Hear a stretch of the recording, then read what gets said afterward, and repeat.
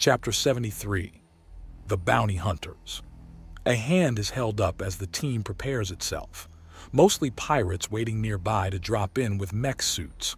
One of two armored teams because this was not a stealth mission. It was time to go in loud. A breaching charge blasts the door open on the compound and plasma and lasers scream out. The whole operation had been lured back with a hack into their network and rumors of a squealer to get everyone together as they tried to figure out who the snitch was, meaning it was a perfect opportunity to kill each and every one of the fuckers. The pirate boys are in first, their Kutha and Jehest rings projecting impenetrable riot shields before they take a knee, and from above them the boys of the Chainbreaker bring in an unholy amount of fire. The organ farmers and their kidnappers break and run almost immediately, valuing their own lives over profit. Stepping over the corpses, the men silently give chase with nary a word as they keep them running and running towards their private hangar bay where their ships lay ready to fly. Between them and the ship is a small army of power armor bearing pirates with their weapons primed and readied. All but a small handful of them are reduced to charcoal and offal upon the floor. "Damn, that was easy," one of the pirates exclaims, and the team lets out some chuckles. "Course it was. Proper planning prevents poor performance." One of the soldiers remarks, "That was fun, but now it's time for the harder work. Call the doctors, we've got lives to save," Beck remarks as he pulls down his own bandana. "Do we really have to?"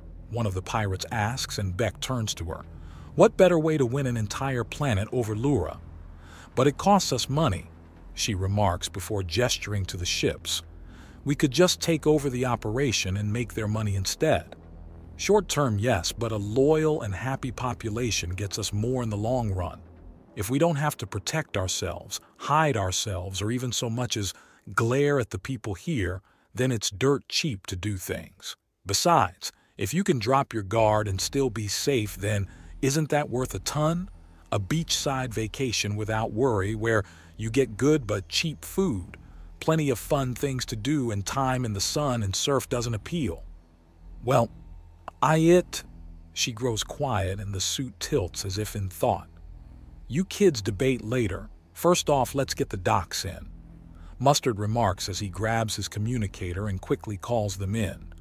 "Do a head count, people. This cabal of organ runners is 53 girls in size. We need to make sure that one of them wasn't pulling something clever." Yay, give me a moment," Marcus remarks as he quickly points from one to the next. 51. Shit. All right, girls. We're running both protection detail and hunting detail. You girls and everyone to the left are with me and Mustard. We're going on the hunt," he orders as he pulls up his bandana again. "You heard the man, girls. We're hunting." Lura answers, and the two groups quickly split, then split again.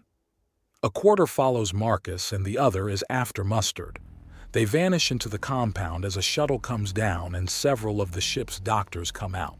Mostly Cobes with their natural proclivity to medicine, but there are a couple of Carib as well as a Deep Crag Nagasha.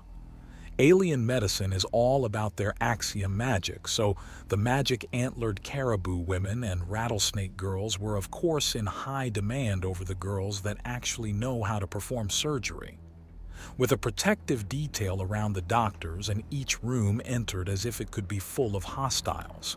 Sai with the shield up and strong, followed by Dong with his gun at the ready. Only on the call of clear do they advance as they search the building systematically. Then they find it. A series of shelves with nearly 100 people, each of them trapped in an unending axiom-based sleep that goes from normal to healing. There are no headpieces. Their minds have been wiped out. Dong does a quick count.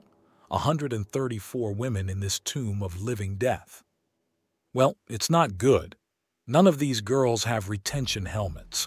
Their old selves are lost unless we can get an axiom adept that knows how to do a deep memory dive, and those are rare.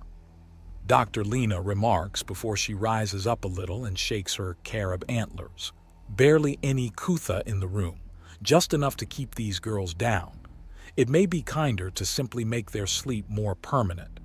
We are not euthanizing the hostages, Sai hisses. And when they wake up, what then? They will have nothing. No memories, no past, no future. Their skills are gone. Their names are gone. They're breathing corpses used over and over again to rip organs out of and then reset. They've been through the process so many times that even a Grandmaster Axiom soul healer would struggle to get even their actual ages. She lets out a few breaths after her rant before looking down the beds. I've never seen this level of sheer apathy. I've treated laser burns, plasma eviscerations, more poisons than I can list, put in more staples to close wounds than an entire craft store has in stock, and put together enough broken bones to make a ship out of shattered skeletons. I have seen victims and perpetrators of violence run from giddy to annoyed to absolutely furious. But this sheer carelessness is too much. These aren't victims, these aren't even people on any level. They're meat. And that is beyond horrific, Sai says as he walks up to the nearest one. A short-haired Felid who breathes quietly as she continues her possibly century-long rest. He strokes her cheek and considers. So we give them new names, teach them new lives, and offer them a future with us. Looking at things your way shows us a massive burden and an impossible challenge. However, I see hundreds of potential allies.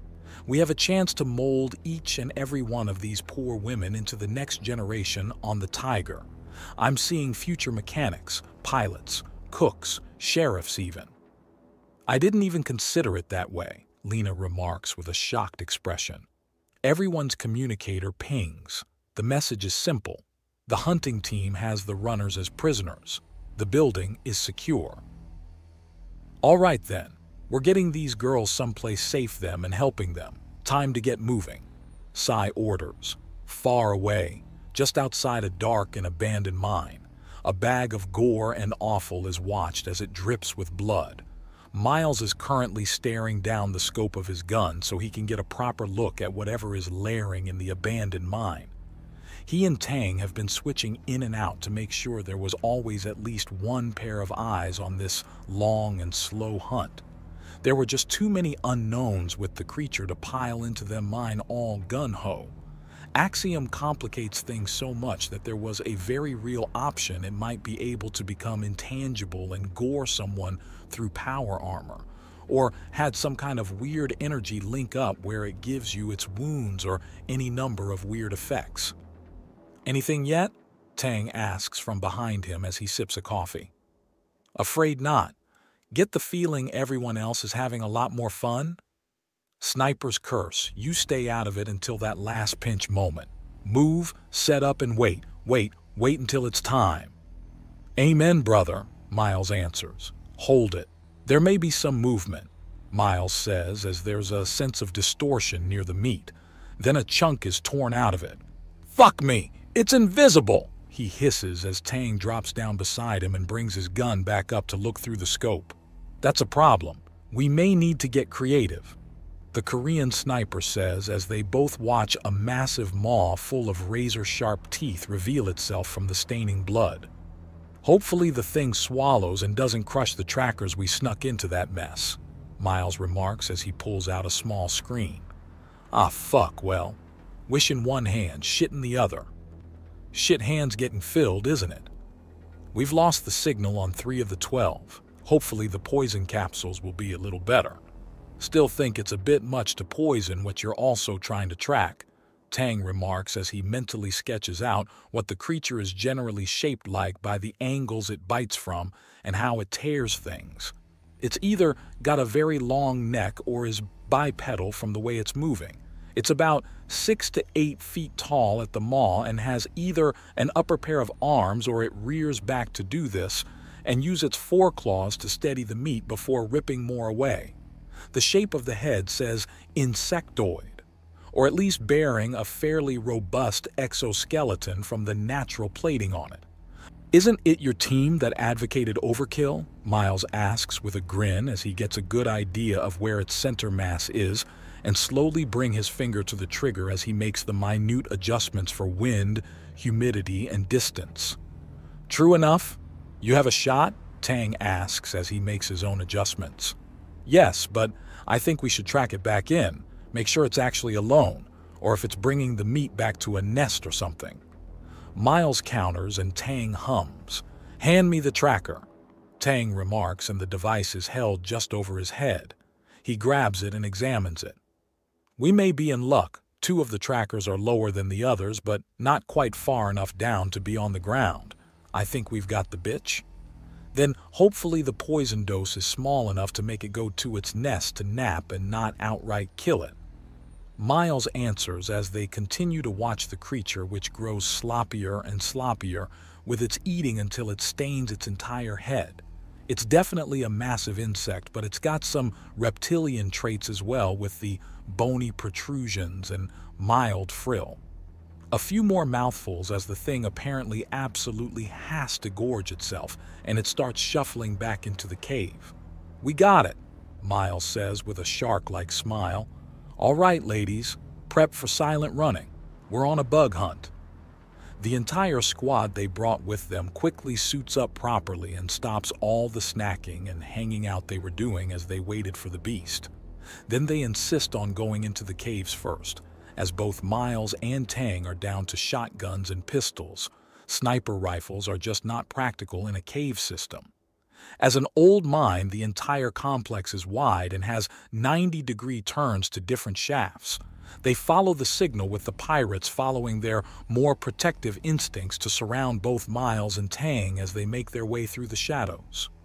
After a short time, they're led to an open area with numerous bones scattered throughout it, and in the center is the creature with the gore being slowly licked off it. So it's got babies, and none of them are even visible on infrared. Fuck, hose it down, ladies. We're blowing the entrance. Miles orders, and the mech assault squad around him and Tang bring up their plasma rifles and let out continual streams of blazing hot death into the room. It's maintained for 10 seconds, then everyone quickly leaves before things get further out of hand. A bomb pallet is wheeled in and attached to one of the supports near the entrance, and they quickly vacate the area. A big boom later, and the issue of the monsters is gone and done.